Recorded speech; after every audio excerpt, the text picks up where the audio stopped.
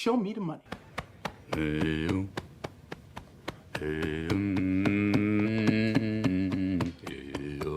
Hey, it's me. Knock, knock. So, you got my money? Think about it. You're dealing with numbers all day long. Decimal points, high frequencies, bang, bang, bang. Digits, all very acidic, above the shoulders mustard shit. Right? Kind of wig some people out. Right? You gotta feed the geese to keep the blood flowing. I keep the rhythm below the belt. I want to stay in Arizona. I want my new contract. Show me the money! Jerry, you better yell! Show me the money! Where's my money? You gonna give me my money? Where's my money, man?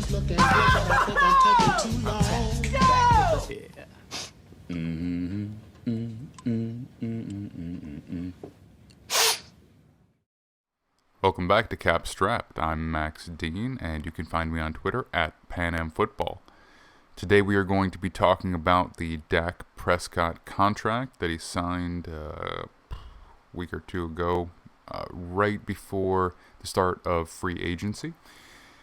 So a couple of things real quick. As always, I get all of my numbers from overthecap.com and spotrac.com, so I appreciate them. And you're going to get a little bonus if you like the contract stuff this week, because I am also going to put out a Ben Roethlisberger one and probably an Aaron Jones one, depending on how much I get done. Because of the pandemic and its effect on Jeff down in Brazil, we are pushing off, we have to push off some of what he's working on, so I am going to make up for that a little bit by doing a little bit extra in the cap strapped stuff. Plus, I was sick last weekend and my wife was away this weekend, so I haven't really been able to work on some of the other newer stuff that I want to. So it just means a little bit more contract stuff. Now, we'll do Dak Prescott tonight. Hopefully I'll have that out maybe on Thursday, and then probably the Ben Roethlisberger one maybe Friday. So as always, like and subscribe if you appreciate the stuff, if you like what we do here, and throw in the comments who else you want me to cover. We had a bunch of people interested in the Dak Prescott one, and then had some requests for the Roethlisberger and Aaron Jones contract as well. So I'm going to try and hit all those. Okay, so Prescott, he signed a 4-year, $40 million per year contract with the Dallas Cowboys. We're going to talk about a couple of things today. First of all, where does that lie among other quarterback contracts, and also kind of how they got there. Why did it take them so long to settle on this number? Why didn't they get things done sooner? What could it have looked like if it was done sooner? And and some of the basic numbers as well. Why is there a void year, stuff like that? Or why are there 2 void years, actually, I should say. So let's dive into it. So here, as we're looking at the top 10 quarterback contracts now, we had a couple signed last year. I've talked about this a little bit already when I was kind of talking about what the Dak Prescott contract might look like. Last year in the 2020 offseason, Ryan Tannehill signed right before free agency. He actually signed for a very, very reasonable deal, probably primarily because he only had part of a season of good amount of success with the Titans because he came in as a backup. And, the idea of signing an extension or re-signing, especially when you're close to free agency, is your team kind of needs to offer you around what you would be expecting to be offered on the open market. Otherwise, why wouldn't you just wait and get more money? So the thing with Tannehill was probably that, no other team was willing to, throw out that kind of money or anything more than that because of the limited sample size, and plus he had been up and down in Miami before that. So, he probably was like, look, I have a feeling I'm not going to be breaking, the market or anything like that. So I'll stay where I know I'm in a good system for myself and whatnot, because he has the opportunity to, sign one more contract probably. He's not that old. But anyway, some of the other guys here, Patrick Mahomes signed last offseason, followed that up with the Deshaun Watson contract. And Kirk Cousins was the other 2020 guy, and he was earlier in the year as well. He was an extension largely to kind of create some cap space for them, but they also guaranteed him additional money. So it was a true extension, not just a restructure. And they added years, I believe, as well. So aside from that, you got Russell Wilson, Jared Goff, Aaron Rodgers, Kirk Cousins, all of those guys making in the mid to low 30s. Mahomes and Watson really pushed past that, and Prescott settled himself nicely between the two. I predicted that he would probably get just over Deshaun Watson money. And wouldn't hit Patrick Mahomes' money, which is basically what happened here. But let's look at some of the details of the actual contract and what did he manage to finagle out of the situation. So we're looking at this here. It is a 4-year contract with 2 void years on the back end. To keep it simple, basically, I've talked about void years before. A few times, particularly in the Ben Roethlisberger contract. I really kind of broke it down more. And so a void year allows you to prorate the money of a signing or option bonus over an extra year. Okay, so, or multiple extra years. In this case, it's only 1 extra year because you can only prorate that money for a total of 5 years. Because 4 of those years are part of the actual contract, you're only doing it for 1 extra year. So you can see that in yellow there. So that is money that's against their salary cap when he's not actually under contract anymore. Why did they have a second void year if they weren't prorating any money into it? Next year, they probably plan to prorate money next year as well, because I think the salary cap is not going to jump up like some people think it's going to. It will increase a little bit over this year, but probably not what people are thinking. So they may not end up doing it, but they've basically built it in so that they can if they want to. Now, something to note is that in the case of a restructure, a team can oftentimes do that without players' consent, because in many contracts, the ability to do that is written in earlier, when they actually sign the contract. So, for example, if a player has 3 years left on his contract and a team wants to convert some of his salary into signing bonus so that it's prorated over those 3 years, chances are they don't need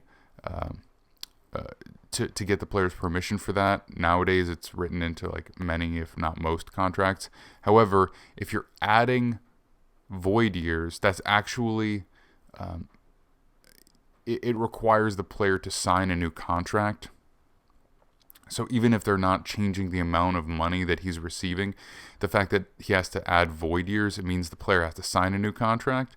And so some players will take advantage or try to take advantage of a team who is in a tight situation, where they'll say something along the lines of, okay, you need me to sign a new contract with void years. Well, guarantee me a little bit of extra money. That type of thing. So basically that's why this is here. It's built in. That means they can convert money without having to go back to him and try and, risk him wanting to negotiate anything. That's why it's there. What else did he get out of this aside from a substantial amount of guaranteed money and an excellent amount per year? He got, I believe, a no trade clause. I believe he got a no franchise tag clause. And they also used the franchise tag on him before the signing of this contract, and they did that to make it official. Why did they do that? Because as you are given additional franchise tags over the course of your career, what that actually means changes. The first one, it is an average of the top 5 contracts put into an equation, blah, blah, blah, or a 20% raise over your salary from the previous year, whichever one is greater. The second one is exactly the same. And so usually that's basically guarantees you a 20% raise over the first franchise tag, because the chances are that the other version is probably not going to be more. So it's the average of the top 5 in the equation, or 20% raise for the first one. For the second one, again, average of the top 5 or a 20% raise. For the third one, it's an average of the top 5 or a 40% raise, which is basically impossible for a team to really stomach. And so by using the second franchise tag on him, even though they didn't really, keep it that way, that means that in any future situation, no matter what, if any other team wants to sign him to a contract, he doesn't have to try and negotiate. Either Dallas or another team doesn't have to try and negotiate a franchise tag clause, because no team is ever going to want to give him a 40% raise over whatever his other contract was. So basically, it's kind of like a future guarantee for himself to never have to deal with the franchise tag again. In terms of the structure of the contract, there's not that much to talk about, really, aside from those 2 void years, because it's not really an extension. It's a re-sign, so there's no previous years here. They're all new years, and it's all new money, right? So basically, it's essentially a 4-year, $160 million contract, so $40 million a year. Why is the roster bonus there in 2024? To be 100% honest, I'm not sure. It doesn't really matter for anything other than like really minute accounting details. So that could be part of it. That would be part of the next minimum spending cycle, so maybe that has something to do with it. Otherwise, I'm not sure, but it doesn't really matter for any of the kind of stuff that we would talk about here. And then let's see what else. Anything else to note? Obviously, so because he has the no franchise tag clause, he cannot. The only way for them to extend him without him going to free agency is to basically extend him after the 2023 season. So he gets this big contract, and he is, assuming he continues to play well, guaranteed another contract after only 3 years under this one. So that's awesome for them as well. All in all, he has, let's see, it was a substantial signing bonus. Looks like, just to add it up, 50, 60, I don't know, 60,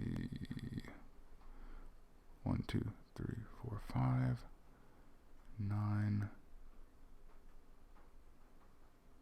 $65 million signing bonus, it looks like.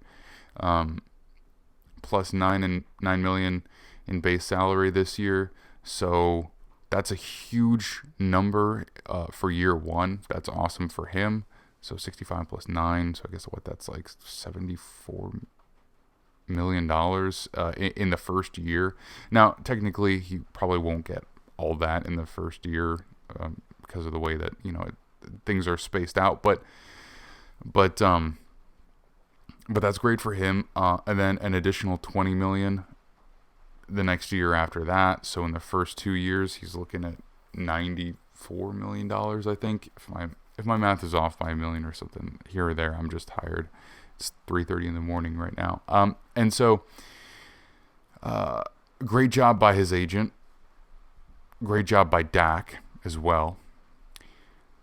Not so great job by the Dallas Cowboys. Now, standalone, is this a bad contract? Based on the way that Dak Prescott has played, no, I don't think so. It's a good contract. However, you have to compare it to what it could have been if they had acted sooner. So am I, it's like I said before in the video that I did before he signed this contract. Do you sign him or do you let him walk? Do you trade him? You sign him, of course. You knew it was going to be big. I said it was going to be big. I said you're going to have to bite the bullet. You should bite the bullet because now you're in the situation. You have to deal with it. But let's see what it would have looked like if they had, kind of acted a little bit earlier. Okay, so I am going to roll through the progression of the quarterback market over the past few years. Keep in mind that Dak Prescott was eligible for an extension starting in 2019, in the 2019 offseason. So, and you may be able to hear it raining. I'm not sure what's going to come through the mic. Hopefully it's just a nice kind of relaxing ambient noise. But Aaron Rodgers at $33.5 million signed in 2018. Carson Wentz of the Eagles, I believe, was the first to sign in the 2019 offseason, a large contract at $32 million, so he didn't break the record. Jared Goff of the Rams followed that up in the same offseason and matched Aaron Rodgers at $33.5 million. At that point, you see Ben Roethlisberger become the highest paid at the position with $34 million that same offseason, only to be outdone by Russell Wilson at $35 million that same offseason. So you can kind of see a trend. It's not always the case, but oftentimes the player who is next in line, if they are at the top of the game, around the top of the game, they are going to get the next highest, the next market-setting contract. Then you got Jimmy Garoppolo, and he signed not in the 2019 offseason, but very late in the 2019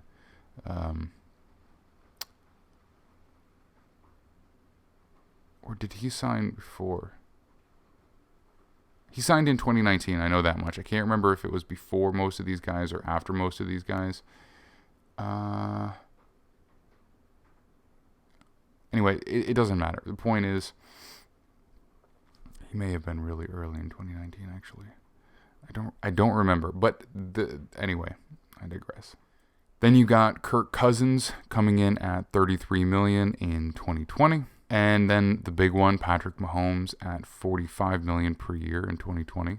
And then Deshaun Watson at $39 million in 2020 as well. So basically, there are often or periodically players who are so good that they kind of cap the market for a little while. So it's hard for a player's agent to say, well, yeah, we're really good, but like we're clearly not, we clearly can't argue that we're as good as that guy, right? So Aaron Rodgers had that for a little while. 2018, it took a year for anyone to get there and then overtake him, and Patrick Mahomes is there right now. So, Dak Prescott was probably never, ever going to beat that 45 million mark for that reason, but also because it's a 10-year contract, and so it's hard to really compare the two. But then that brings us to Dak Prescott at $40 million per year in 2021. So, if you recall, I kind of split up the Patrick Mahomes contract into two blocks, the first 5 extension years and the second 5 extension years. If you average them all together, you get $45 million. But if you take only the first block, which was the 5 years from, I believe, 2022 through 2026, so 2, 3, 4, 5, 6, yes, that's right. So if you take that block, 2022 through 2026, you're actually looking at $40.35 million per year in that range. And I'm pretty sure that's accurate. If it's not, it's less than $500,000 off, just because I'm not sure if there was like $1 million here or there that wasn't technically new money, but I'm pretty sure that it's that. And if it's not, it's very, very close. So Dak Prescott actually got very close to Patrick Mahomes' money. And yes, he had very good numbers this year, but then you have to ask yourself, how close is Dak Prescott really to Patrick Mahomes?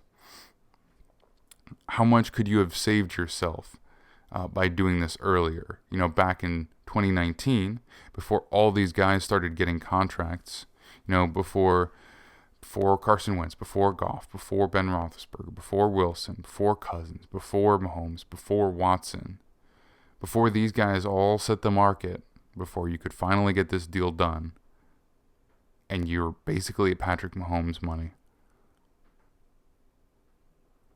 what could you have gotten? So this is the money for Dak Prescott as it stands in reality. So in 2019, that was the final year of his rookie deal. 2020, that was his franchise tag year. And now 2021 through 2025 is the 4-year extension plus the void year. I am not including that the 2026 void year in this. It exists, but it's not important to just take up space with it here. So what did the market look like back in 2019 when you could have gotten something done? So this is the top 10 current, and this is the top 10 previously, back in 2019, entering the 2019 offseason. You had Aaron Rodgers at the top at 33.5. As you drop down through the top 10, you go all the way down to Ryan Tannehill at $19.25 million.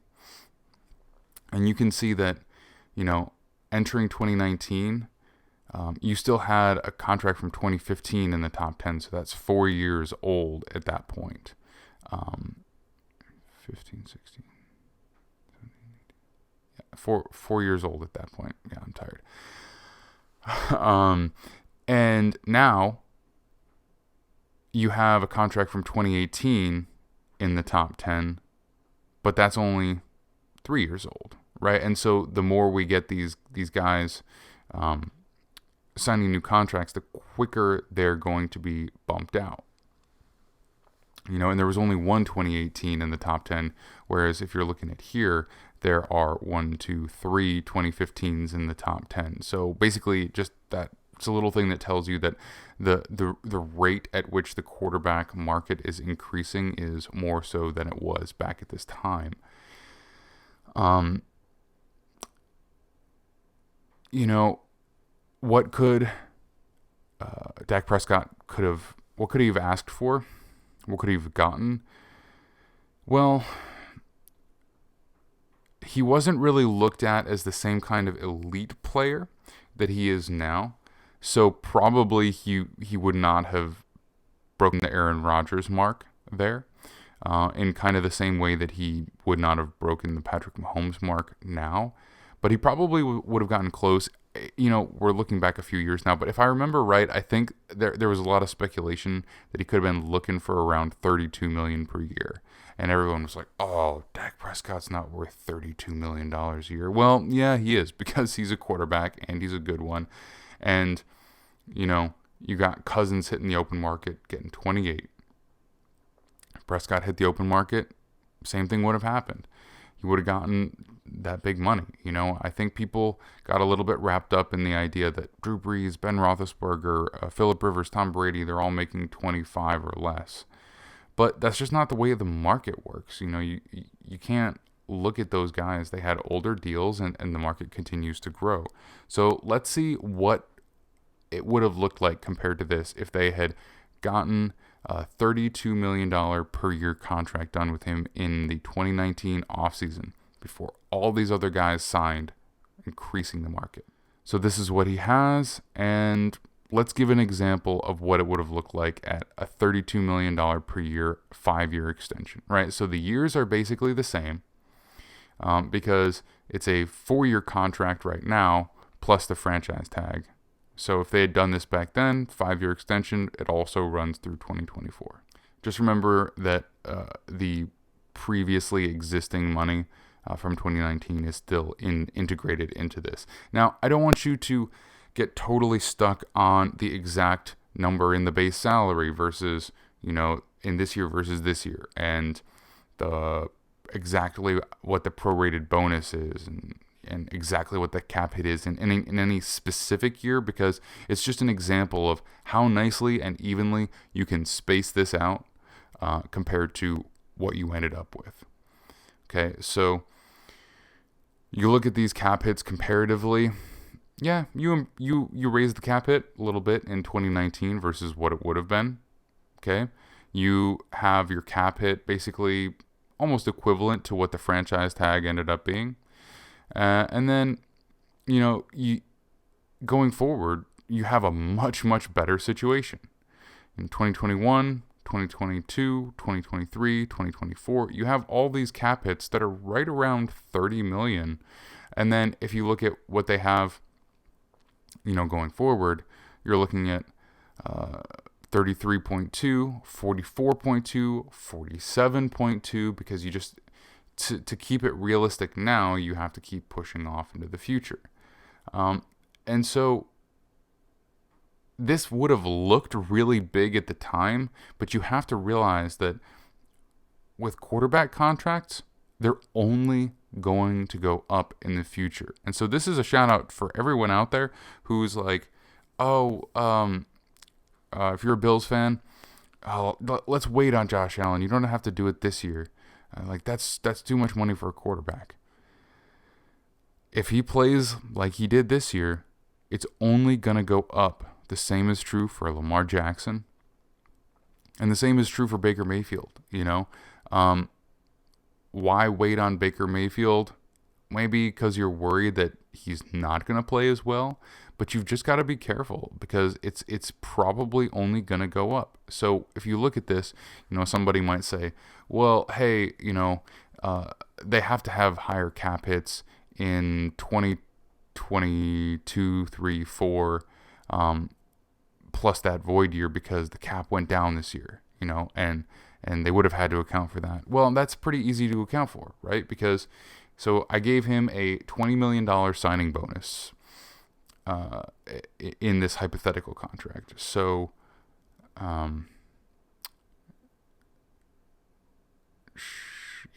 So a $20 million signing bonus in this hypothetical contract. So what do? When you come up to 2021, easy enough. You just convert some of his base salary into a signing bonus, lower the 2021 cap hit.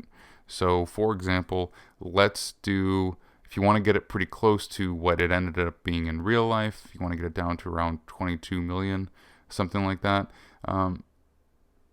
keep it nice and simple. Let's do a $16 million conversion. So we're going to take $16 million of the base salary, convert it into a signing bonus in 2021, and let's see what it does. Great. So base salary stays at 13 million. You don't have to go that low. Prorated bonus, it increases to 8. The cap hit is $21 million. What did that do to the rest of our contract? Still very manageable compared to what they have going forward. 34 million in 2022, 33.25 in 2023, 36 in 2024. I would take those numbers. They're very favorable. Plus, you don't have a void year of dead money built into the contract. Would he get an extension at the same time anyway? Yeah. So again, hindsight is 2020, but why? If you know how the quarterback market works, why wait? Why pinch pennies? He's not going to get cheaper. Some people might say, well, if you're going to look at it like this, then what about the fact that his 2020 franchise tag was only $31.4 million? Doesn't that bring the 5-year average down? Yeah, it does, but not very much. I mean, it still averages out to being over $38 million per year. So you're taking, even if you include that, you're still comparing a $32 million per year contract over 5 years to a $38 million per year contract over 5 years. That ends up being an additional $30 million or just over the life of the contract. So,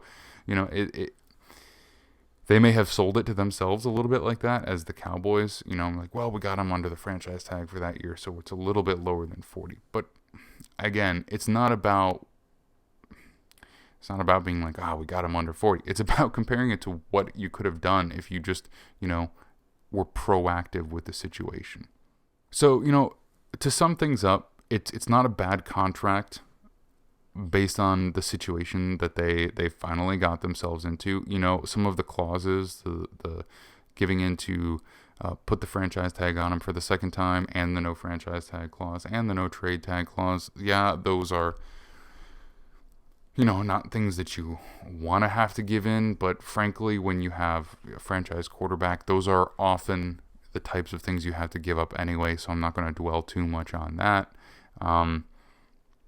Did they give themselves less leverage because the salary cap went down and they had a lot less time to try and negotiate this contract? Yeah. And I've talked about some of the other things that they did, in the other video before he signed, about ways that they didn't really set themselves up for success in this situation. And I think one of the reasons that they were so, buckled down on trying to get him at a lower number early on is because they signed these, dumb contracts to Jalen Smith and, Ezekiel Elliott, because those contracts are for non-premium players.